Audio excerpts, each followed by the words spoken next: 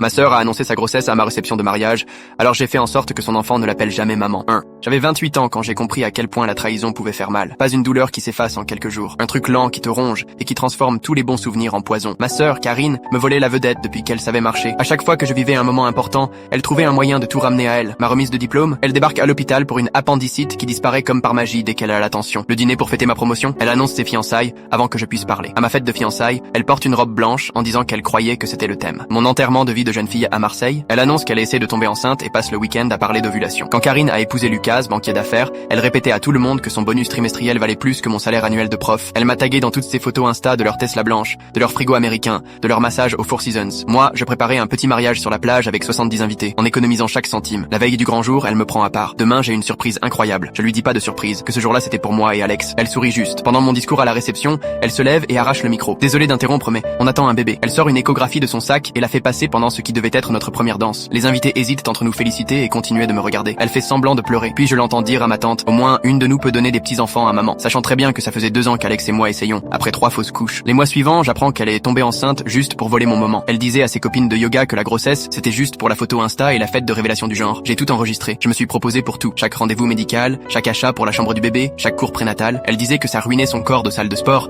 et qu'elle avait hâte de s'en débarrasser. Quand la petite Zoé est née, Karine a tenu 4 posts Instagram. Lucas voyageait presque tout le temps. Karine enchaînait yoga, dégustation de vin et injection. Tu peux la garder 1 heure? Devenait des week-ends entiers. À 3 mois, Zoé disait maman pour moi pendant que Karine pédalait au spinning. J'ai filmé chaque étape. À Noël, Zoé hurlait quand Karine essayait de la prendre et se jetait vers moi.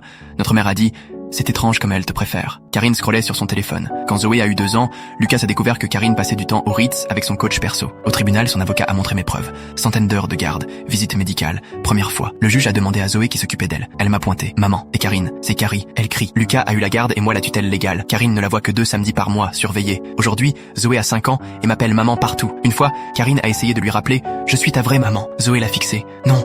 C'est juste Carrie qui rend papa triste. Puis elle m'a sauté dans les bras. Le mois dernier, à l'école, la maîtresse a demandé qui était Karine. Zoé a répondu « C'est juste l'ex-femme de mon papa.